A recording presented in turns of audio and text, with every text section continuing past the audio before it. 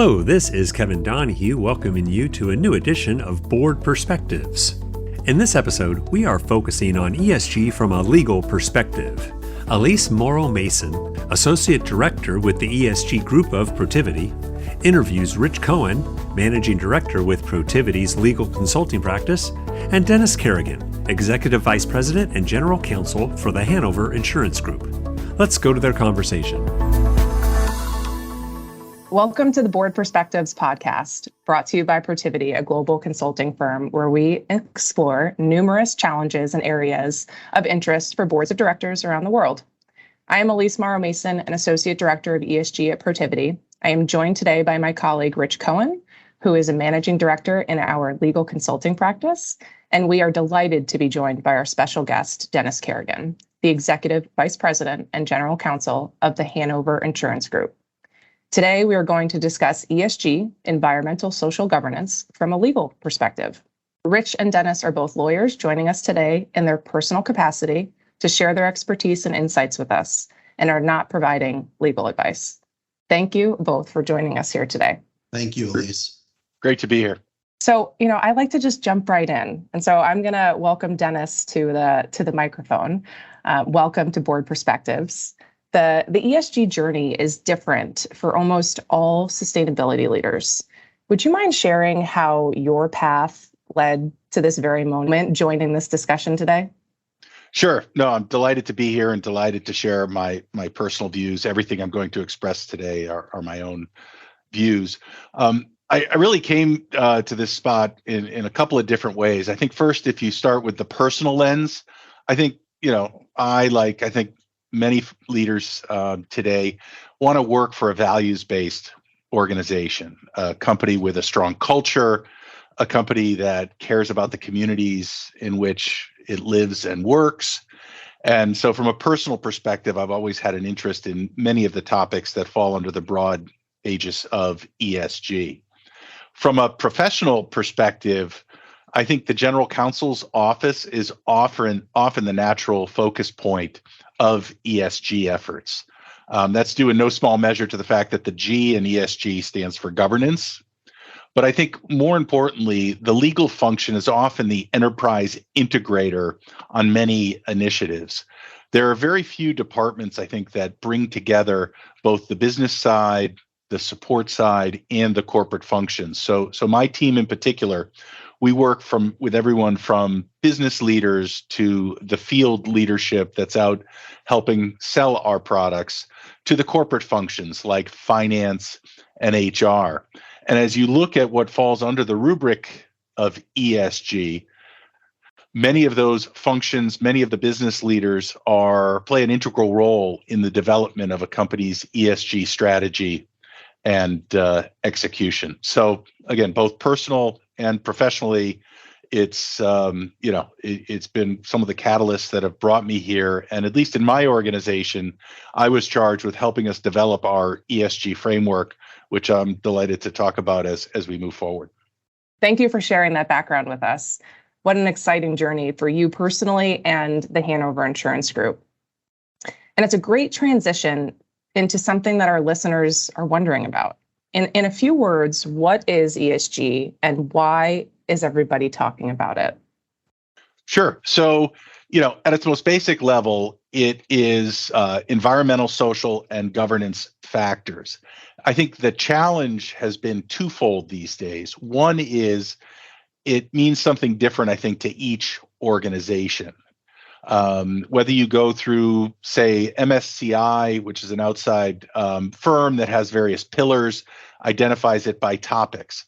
You can also look at it through the stakeholder lens, which is both internal and external. So your employees, from an external lens, your regulators, your shareholders, right? So it unfortunately doesn't lend itself to one definition. I think the other challenge is that it's been politicized of late, and I think that's somewhat unfair. Because if you boil it down to me, and this is the way I've taken it through my organization, both to our board, to our employees, to our shareholders, you can think about ESG as a series of factors or issues that help drive sustainability.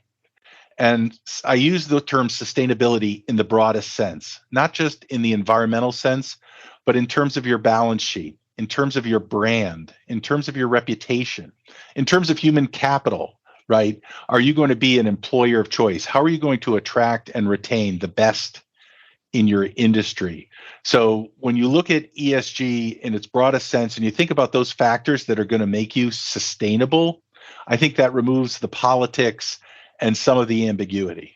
Absolutely. And when you remove that politicized version of ESG, it becomes mission driven, it becomes mission critical. And it sounds like that's what you were doing over at the Hanover Insurance Group. Just to shift topics a little bit here, again, from that legal perspective, that legal lens that we're talking about, what are some of the current litigation and enforcement trends you're seeing currently in ESG? Sure. Well, I think the most prominent among them, at least for a publicly traded company like ours, we're one of the oldest members of the New York Stock Exchange, and we also operate in a heavily regulated industry. Insurance is primarily regulated at the state level, so state by state, both from a market conduct perspective as well as from a prudential perspective, depending on where your entities are domesticated. For us, chief among the regulatory trends, I'd say, fall within both the NAIC, which is kind of the broad organization of insurance regulators, as well as the SEC. And let me start with the SEC first, because in March of 2021, the SEC launched its Climate and ESG Task Force within the Division of Enforcement. Now, that was a pretty monumental shift, I think, in enforcement focus for the SEC, which is always focused on making sure that investors have, accurate information vis-a-vis public companies. But I think what they've done here in creating this task force is really seeking to proactively identify ESG-related misconduct, which I think is consistent with increased investor reliance on climate and ESG-related disclosures and investments. And this task force has been quite active over the last year and a half, looking at both investment managers as well as other companies and really focusing on the accuracy of their ESG related disclosures. And so that accuracy part, does that also play a part in the accountability measures? So are these regulatory bodies adding and enhancing that accountability factor for companies, whether they're public or private?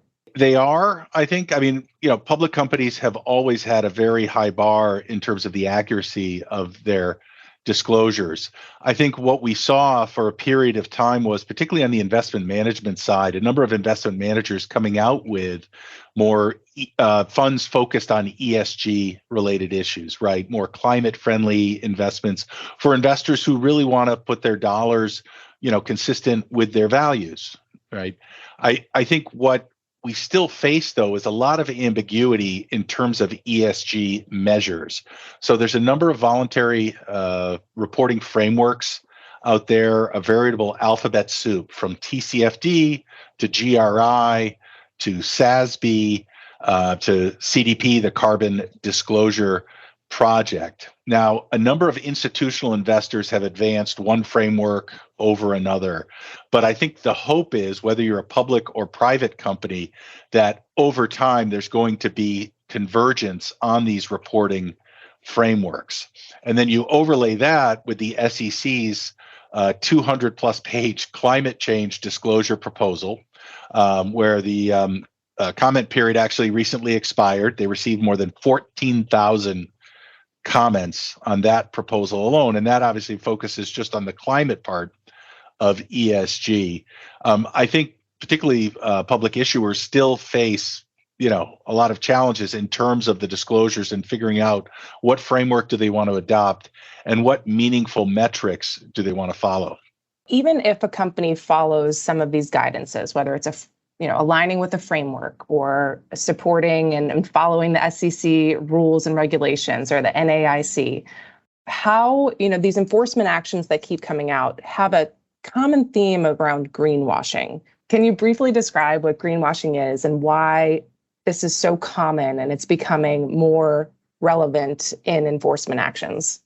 Sure. And greenwashing is a broad term. To me, particularly in the public issuer sense and in the investment management sense, and I think, from an SEC perspective as well, I think what they're really focusing on is unsubstantiated or inaccurate claims that are designed to deceive consumers, investors, and others that a particular product or investment is environmentally friendly or has some other positive impact on the environment or has some other ESG factor that's emblematic of the investment.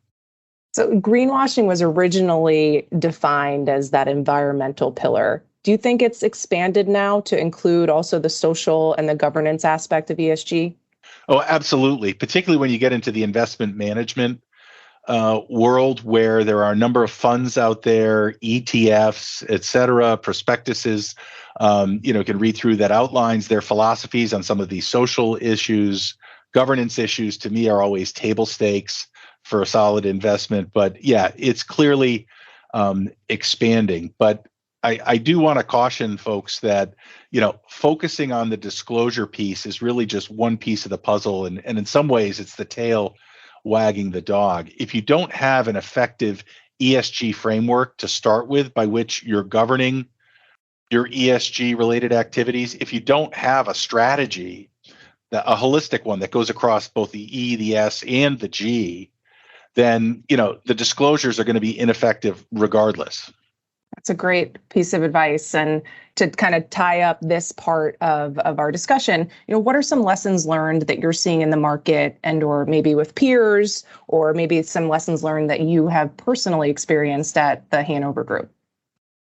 Well, I think, again, first and foremost is developing a framework by which to attack these issues. If you think about the many component parts that can fall under ESG, first you have to look at your organization and its core activities. So if you're involved in the fossil fuel industry or mining or manufacturing, some of your ESG related issues may be different than if you're in insurance or financial services. So it's figuring out what are those issues that are core to your ESG strategy first and foremost. Then you also, though, have to map it to your governance. And in the public company environment, that involves your board, typically coordinating with your nominating and corporate governance committee to make sure that those issues are appropriately mapped to the board and to committees. And one of the new phenomena we've seen these days is certain boards actually setting up ESG related committees. But again, that has to be tied into the company's business activities. So much like when you see a company set up a health and safety committee, if they're involved in industrial activities such as mining or manufacturing. Again, for certain companies, they may want to set up a sustainability committee within their board framework. So you have to do that mapping exercise to make sure that the issues are appropriately governed at the board level. They're providing effective oversight and governance. But then you have to look at your organization itself from a management perspective, and that's the really hard work of where are those issues going to sit, who's going to own them. Topics like diversity, equity, and inclusion, right? Typically, you'd want someone in HR helping to drive that through the organization. From our perspective, we formed an ESG Council 2 years ago with the support of our board, where we brought together a group of leaders from both corporate functions and the business to talk about ESG issues, develop a strategy, and then move forward. Because you can't boil the ocean. You really have to think about those issues that are most impactful to your organization. And you can't also lose sight of your employee base and what matters to them. We've been fortunate at the Hanover that we've had a grassroots effort to focus on environmental issues and sustainability. We call them the Green Team, and we have several hundred members now. So just like you set up employee advisory groups on a variety of topics, here we've set up one with grassroots energy and enthusiasm to talk about issues related to the environment and sustainability.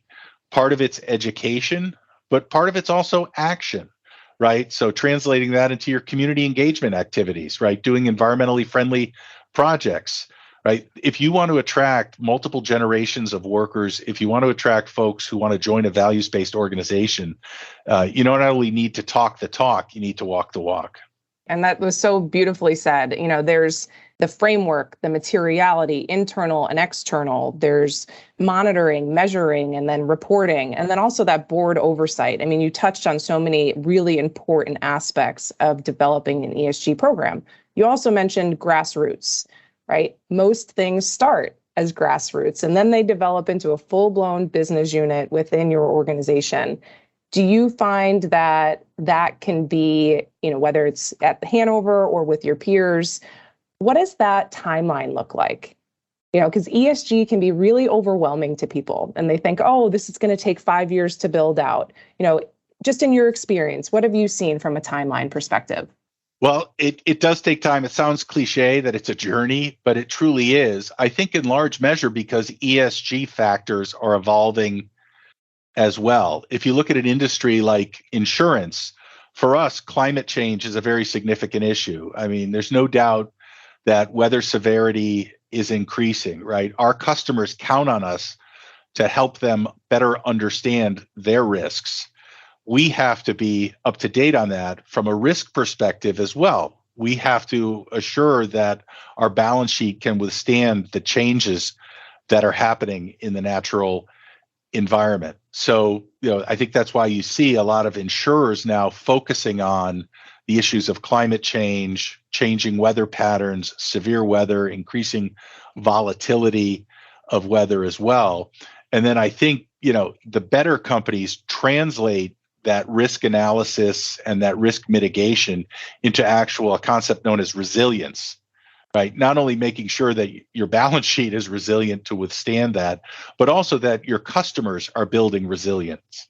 And that to me is kind of the next gear that a lot of companies should be seeking, right, is to make sure that their customers are resilient as well. I mean, the best thing in the world is to have a customer that actually can withstand severe weather, a customer that understands their risks and puts mitigating actions into place. What I'm hearing from you is that ESG factors and risks are table stakes. Is that right? Absolutely. Thank you, Dennis. So I'm going to invite Rich onto the microphone. How do you think companies can avoid greenwashing claims and enforcement actions, just based on everything that, Dennis just mentioned and what we're seeing in the market? Yeah, that's a great question, Alyse. And I think at first and foremost, the gateway is to take ESG seriously within the organization. You got to really educate your employees on the importance of ESG and also educate them as to what greenwashing is. I think you need to tell them the good that comes from ESG compliance. Every little bit of good does a lot of a greater whole contribution. It'll make a bigger, better company. And you also need to tell them of other companies that have fallen short and the consequences that have occurred. I'm reminded of a conversation I once had with an SEC regulator who told me when they're looking at companies' compliance with certain initiatives, they look at three things: the tone at the top, the mood in the middle, and the buzz at the bottom. You need to make sure that there's good alignment within the organization, that everybody understands the importance of ESG, understands the consequences of doing something wrong when it comes to these very important areas. It's often been said that a single lie can erase 100 truths. And for corporations today, the fact that social media is so prevalent and messages will get out very quickly, anybody who goes and misstates something in the ESG context will find themselves getting a greater harm to the company than they otherwise thought of. You also need to have both qualitative and quantitative measures and reporting on ESG metrics that could be looked at and monitored to make sure that you are, in fact, doing what you say you are going to do. Those things contribute to making sure that you can avoid greenwashing claims and enforcement actions. Thank you so much, Rich, for that. So when you talk about misstates, is that evidence lacking statements? Is that misleading statements? What's like a good example of what that could look like for a company? Well, unfortunately, it's the rainbow of all of those things.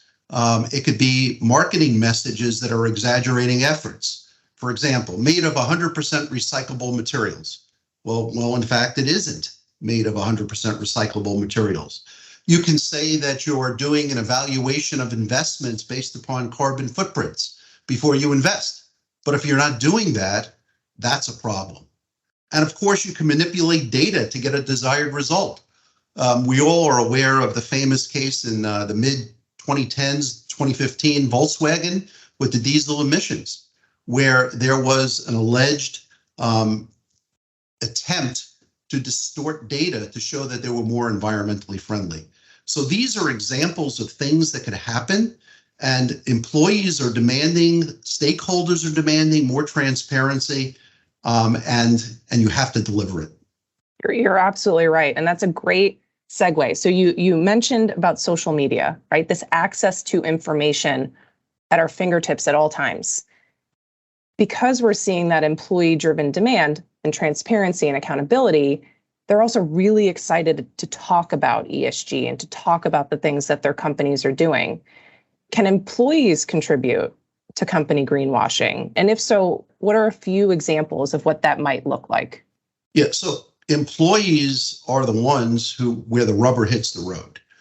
They're the ones who are integrating with the stakeholders in many instances. Your customers or clients, your other employee groups, your investor groups, and of course, regulators at a certain level, and just the consuming public.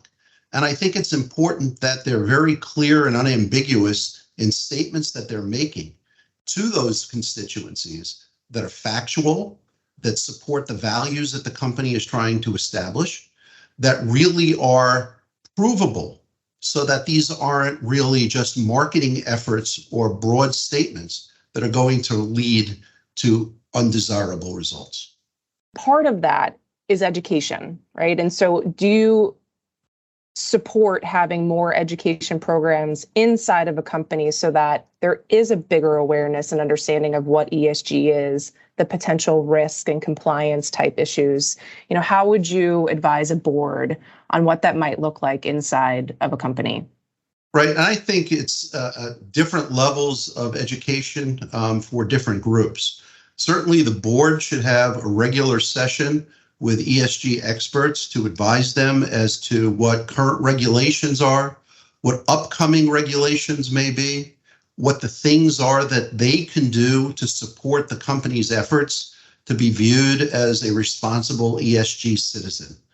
On the employee level, the education goes to, again, those same broad strokes. There's a good story to be told there. And I think you start out with the old Bob Dylan song, "The times they are a-changin'." The times have changed. And for the companies to move forward, to be successful, they have to adapt to the new standards and expectations of the constituent groups that they serve. Yeah, and I think Rich is spot on there, and it ties to one of his previous comments about tone at the top. I think you have to start at the highest levels of the organization to talk about ESG in an authentic way that's relevant to the organization. And I chair our ESG Council, and I've been on a bit of a speaking circuit this year, speaking at our all-employee meeting, at our senior leadership team meetings, at business unit leadership meetings, at meetings of our green team, talking about ESG and what it means to the organization, in part to demystify it, but in large measure to explain to them where our focus is, why we're approaching the issues in the way in which we are, and also, though, to get their feedback too. As I said at the outset, this can be a talent differentiating point in many organizations. If you look at, there's plenty of statistics out there on why people join organizations today.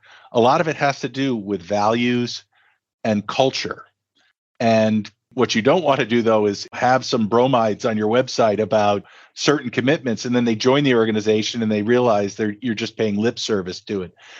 Employees really want to see when companies say they're committed to sustainability, they're committed to DEI. They really want to hear about that from their senior leadership and hear about the steps the company is taking to advance those efforts. one of the things in that part of it, going back to the SEC, is they have a phrase or a tagline: say what you mean and mean what you say. And so it's so important to really stand by that, because if you're going to put something out in the public eye, whether it's internal, external, people absorb that and they're going to want to share it. And so it's not just a one-off, right? Going back to that social media, it's at everybody's fingertips. One forward, one retweet, one reshare can be thousands, millions of eyeballs. And so any content, it's really important to have that legal lens look at it, your internal committees look at it, finance look at it, so that there is this holistic approach to the content that you're putting out there from an ESG perspective to limit some of those potential risks. Yeah, Alyse, I would also say, though, it's not just what you're putting out there. It's really important to have a social media strategy to begin with, monitoring what's said about you. Today, websites like Glassdoor are really important to prospective employees. A lot of people will check Glassdoor, monitoring Twitter and other social media channels for what's being said about you, and having a response strategy if you find those statements to be inaccurate is really important as well.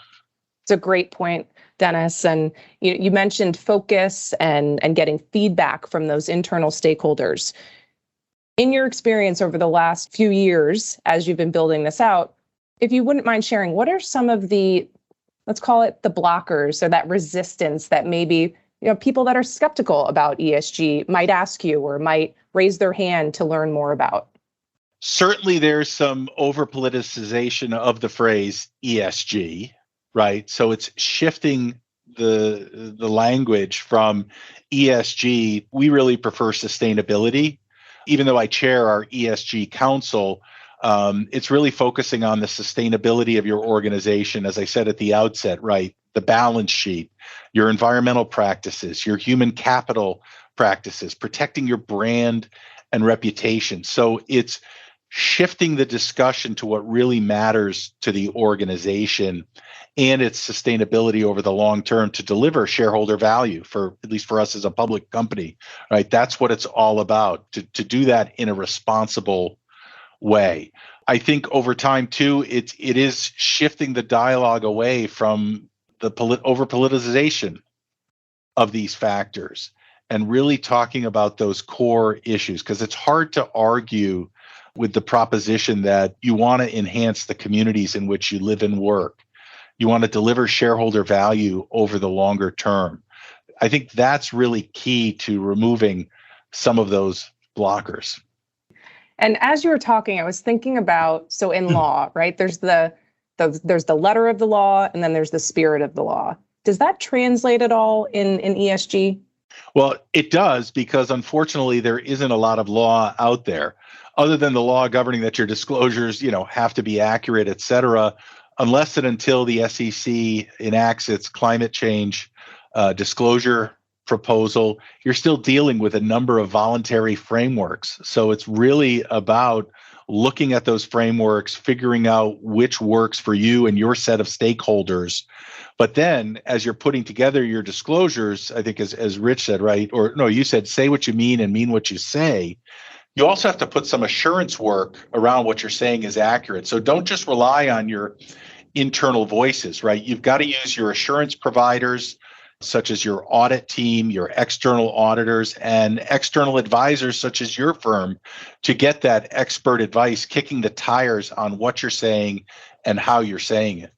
And by doing those, let's call it checks and balances within your organization, you're setting yourself up for less potential exposure to risk, and you have the right processes in place to mitigate potentially getting that enforcement action.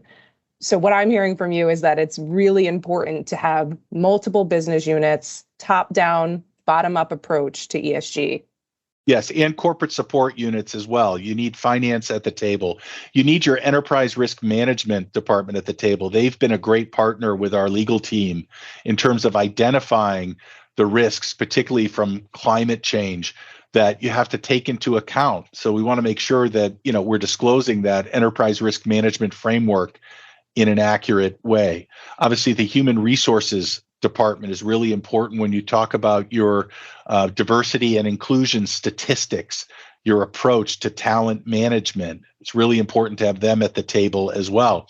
Your marketing department, right? They're often the last mile when it comes to your consumer-oriented disclosures, making sure they understand what we can and can't say and the appropriate ways to say it so that you're mitigating risk and ensuring that what you're saying is truthful and accurate. We're having this great discussion today, and a lot of these topics can almost scare people, right? There's a fear-based component to, getting an enforcement action or making sure you have the right processes in place. And so, Rich, I wanted to ask you, what are some of the ways that Protiviti, from a legal and an ESG perspective, how can we partner with companies to help them through this journey? Because as Dennis mentioned, it really is a journey. This is not something that happens overnight. Right. It is a process and not an event. And our subject matter experts stand ready to assist corporate clients in moving from the theoretical to the practical. It's helping them get an aligned strategy so that everyone within the organization, from the highest levels to the lowest performing level, needs to be integrated and aligned. As the old saying says, if you don't know where you're going, all roads will take you there, right? You need to have a pathway as to what success is, and that's what Protiviti can help. A holistic review of the ESG efforts within an organization, what you're doing, for whom you're doing it, how you're doing it, basically deconstructing the business, the component parts of the business, and looking at how each one of them interrelates with the other and how they help the stakeholders achieve the goals that are set out by the company to achieve. You got to look, we help look at regulations, both the existing ones and emerging, to help them get set up for success, making sure policies, processes, procedures, technologies, supporting technologies are all aligned to drive that success. We'll also help identify those metrics and KPIs to make sure performance is appropriate, that can be measured, the things that you want to measure that are accurate, truthful, and defensible. And at the end of the day, it's our job to assist you in achieving the success that you want to achieve. That's having a culture of sustainability, value chain enhancement, a good people experience, as Dennis said, retaining and attracting employees that you want to get, and also making sure that you're protecting customer and employee data in the way that you need to do it. We are a one-stop shop, and we help in that journey and help companies succeed. Thank you, Rich. Dennis, to shift gears just slightly, I've heard the following statement a lot recently. If we disclose nothing or the bare minimum, then we will not open ourselves up to risk. What is your reaction to that? Well, there is some truth to it, but I think for particularly a publicly traded company these days, I don't know how you can attract investor support, attract talent in the industry, attract, senior management. As I said, people want to work for values-based organizations that have strong cultures. I just don't see how in this day and age you can get away with disclosing nothing or the bare minimum. Indeed, even the bare minimum, I would argue, is still pretty extensive. I think it's almost table stakes today that you're going to have to disclose some of the more significant elements of ESG. Again, doing that analysis on what is relevant to your industry, to your organization, to your business activities, I think is really important. In practice, to be accountable, you also have to be transparent. And that statement that I read, about if we disclose nothing or the bare minimum, is that a root cause for enforcement actions, or is it truly like that evidence lacking approach to what's being disclosed? Because I think there's a disconnect between transparency and, I might get in trouble. Yeah, no, I understand that. But again, in the public company environment, The proxy advisory firms are not going to recommend to their clients, the institutional investor community, that they support your board candidates or your other proxy proposals unless you have disclosures. So I just don't see how a public company today could get away with not disclosing, some of the more significant aspects of ESG. And what about from the private company lens? So, private company lens is a little different, but they're still in the market for capital, right? They still need investment capital to succeed. They still need talent in order to operate. So I don't know how they could get away as well without having to disclose some of these issues. If you really want to attract, the top talent in your various industries, you're going to have some disclosure and some transparency around how you address many of these issues. And because you mentioned table stakes a few times, it's not just talent, right? It's the top customers.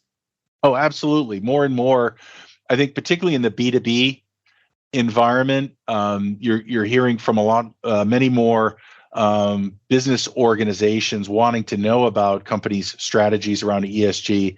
I think from a consumer perspective, you could look at household retail goods. How many companies today tout their sustainability efforts or how they're environmentally friendly? So that's an important stakeholder group that has to be taken into account as well.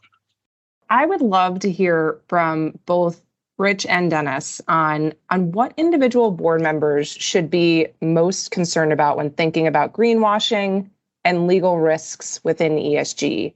And I'm going to open up to Dennis first, if you wouldn't mind sharing.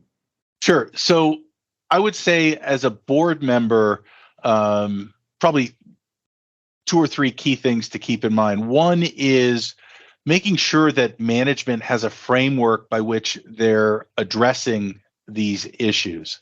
Certainly, addressing those issues is not the same as having a strategy around them. So that would be kind of the next evolution of it. You want to make sure, obviously, that you as a board member and the board as a whole has effective governance and oversight over these issues.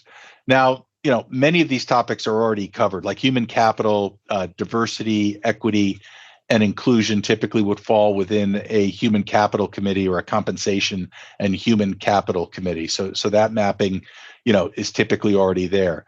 From a risk perspective, typically the audit committee is charged with addressing risks. So it's really important for audit committees to think about risks in the area of ESG. For an insurer, that's often climate change and increasing weather severity. But it can vary, manufacturing, industrial companies, right? Health and safety is key. For a fossil fuel company, sustainability, the transition away from fossil fuels is something that needs to be addressed. So from a board member perspective, it really depends on, which committees are you sitting on? And then from an overall perspective, particularly if you're on a nominating and corporate governance committee, ensuring that the issues are appropriately mapped to the various board committees. So ESG really it's personalized. It means something different to every company. And yes, there are frameworks and there are rules and regulations to follow. But is there this one-size-fits-all approach to ESG? I would say no, but I welcome Rich's perspective. I totally agree with you on this, Dennis. It's not one size fits all. I think it's important that companies get started to do something, identify what they want to do, and then do it. It's not a one size fits all. It depends upon your industry. It depends upon your geography. It depends upon your stakeholders, and it depends upon the kind of company that you want to be. So it's not one size fits all. Yeah, nor I would say is the methodology one size fits all either. Right. As I mentioned at the outset, I think it's really helpful to look at these issues through 2 lenses. The issue lens, and you can use things like the MSCI ESG pillars that has a laundry list of issues that fall under the E, the S, and the G. But then the stakeholder lens, as Rich mentioned, your internal stakeholders, so your employees, senior management, your board, making sure that you're hearing from them on what matters to them. And then that external stakeholder environment can be quite vast, particularly for a heavily regulated industry like insurance, but also for a publicly traded company. So looking to the SEC, the NAIC, the voluntary reporting frameworks, your investors, the institutional investment management firms, the proxy advisory firms. Again, there's a whole landscape out there of external stakeholders that have to be taken into account as you work through these issues. And I think the better companies are not just taking an issue by issue approach, but they're overlaying the stakeholder lens on top of that.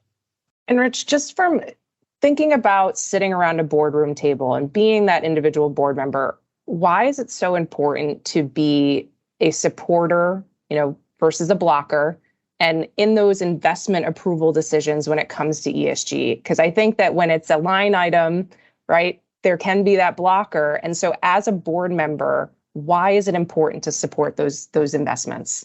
Yeah, and I think it's a process, not an event again.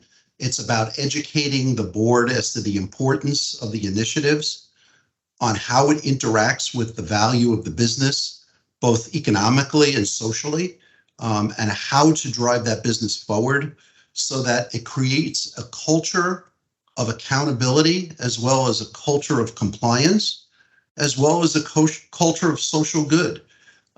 You want to have a board supporting relevant investment approvals for optimizing and enhancing ESG efforts. That could be including hiring of a full-time sustainability leader that reports into the C-suite.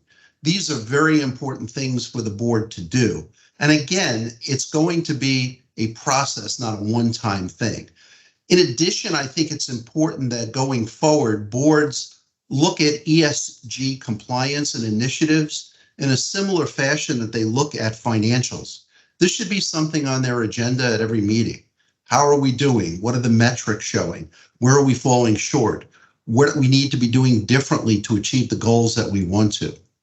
And then finally, an additional consideration is something that I'm seeing more and more companies having their boards embrace, which is creating a compensation program that rewards ESG progress. Having part of the incentive compensation of the senior leadership be measured according to ESG initiatives. Those are the things that I think the board should be doing. Those are the things that I think forward-thinking boards are doing. And again, this is nothing new for boards. Boards always face challenges, and it's about addressing those challenges head on and achieving the same end through different means that works the best way for their companies.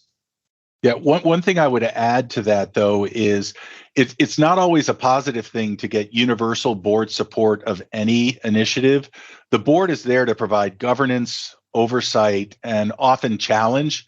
And if you've built a diverse and inclusive board that brings a broad set of experiences to the table, you will get that challenge, which is good. I mean, you don't want a board of people just from your industry or just from a particular discipline, right? You want that broad set of experiences so that they are offering that challenge.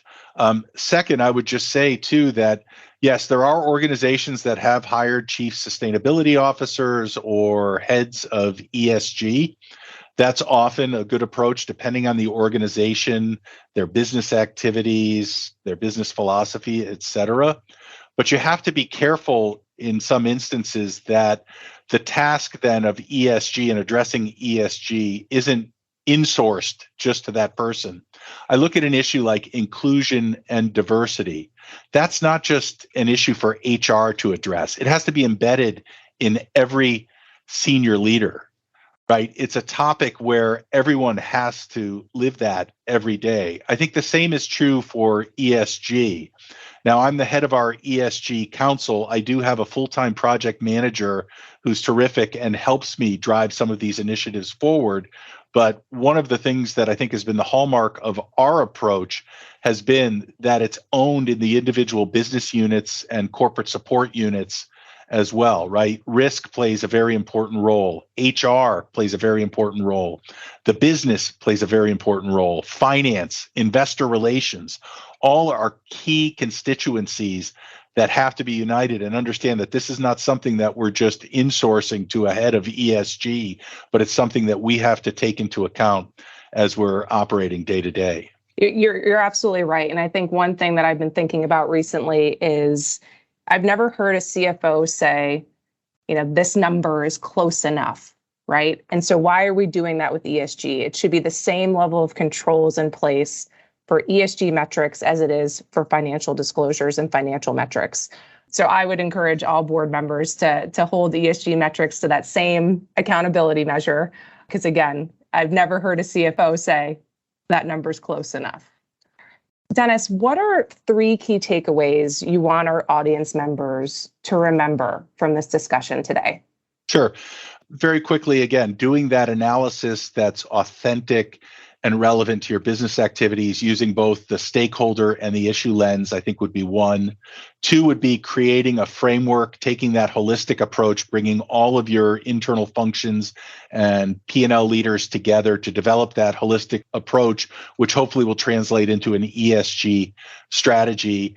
And then 3rd is obviously communication and transparency on your ESG efforts, not just to the external market, to the investor community, but also to your employees as well.